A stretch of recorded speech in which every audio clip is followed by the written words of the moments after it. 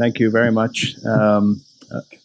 As you just heard, I've been asked to say a few words, and I will keep it to a few words about, I guess, the history and the present possibilities. Can you hear me in the back? Okay, the history and the present possibilities of what we just heard, of dialogue, of the power of art to influence culture and to change the world, so to speak, about how an exchange of knowledge across cultures can foster mutual understanding. The hope is, of course, that the artists that we will see and that I understand will be going around with Edge of Arabia for 3 years in this project, such as Taysir al-Batanji, if that's the correct pronunciations, exhibits such as FotoFest that we just heard about, that Wendy and Fred did so much to bring to life here in Houston, that Culture Runners and, of course, Edge of Arabia and Art Jamil will foster some more understanding in America of the complexity and the diversity of Middle Eastern worlds and foster what we just heard, some sense of cultural dialogue. And what I said when I spoke at the MFAH, and what I wrote in my book, one of my earlier books called Faith Misplaced, The Broken Promise of U.S.-Arab Relations from the 19th century to 2001, is that of course the idea of cultural understanding and of course its opposite, cultural clash, is bound up and tied up to a notion and an understanding of the past and not just, of course, the present. I made the point that a century ago there was, of course, a very positive image of America in the Middle East, not just in the Arab world, also in Iran and Turkey. There was no such thing, of course, a century ago of any of the organizations such as ISIS or ISIL that we hear so much about today, nor was there anything called anti-Americanism. In fact, of course, there were at the time artists, there were landscape artists, there were missionaries, there were educators, there were scholars, there were travelers. There were all sorts of people who crossed borders. And indeed, American missionaries who had initially gone to the Middle East to convert everyone, to tell people what they should be, ended up understanding that they had to listen and engage in a form of dialogue. So they ended up opening the 3 major universities that still dominate the educational landscape of the Middle East: AUB, the American University of Beirut; AUC, the American University in Cairo; and of course Robert College in Istanbul, today Boğaziçi University. There was also, of course, an Arabic migration to the West. So long before Edge of Arabia, and in a sense to put this in context, there were immigrants, writers, artists who came here beginning in the late 19th century, people that you may have heard of, like Gibran Khalil Gibran, the author of The Prophet and many other writings, Amin Rihani, a brilliant travel writer who was obsessed and interested in America and in Arabia. And in other words, it was a very long and quite rich history of encounter, of people trying to foster what we call dialogue and encounters.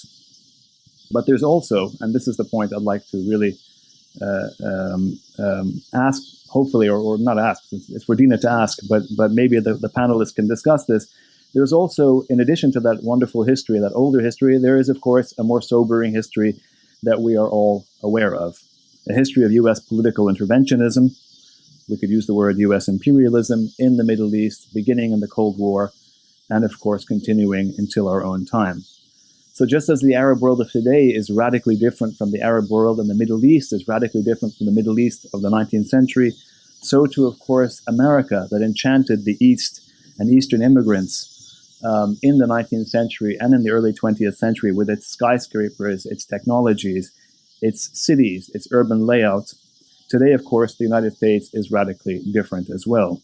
The U.S. presides over an empire in the Middle East, and I wonder how art in this context can and will relate to this political project. The U.S., of course, supports Israel.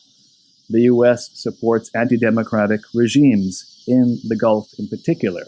Regimes that are, you said, were difficult places in a sense to do art, but also more fundamentally, difficult places to do democracy and human rights. So in such a climate, I wonder how and to what extent dialogue actually, what it means. And of course, I have faith just as these artists do and these people do, in the power of art and in the power of humanities, to educate people, to inform people, to come to a better understanding of themselves and of others.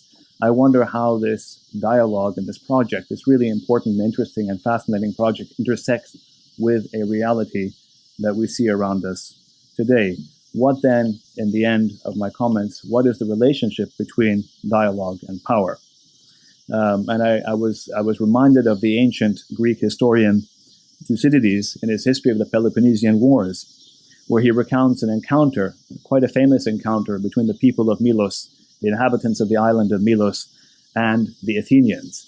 And the people of Milos were besieged by the Athenians, and they pleaded to the Athenians not to ransack their city, and they said they were neutral, and they said that they had they were not aggressors against Athens, but the Athenians nevertheless sacked the city of Milos, killed its men, and enslaved its women, despite the fact that the people of Milos had said, let us engage in understanding and in dialogue. And the Athenians said pointedly, or so Thucydides recounts, that justice only applies among equals.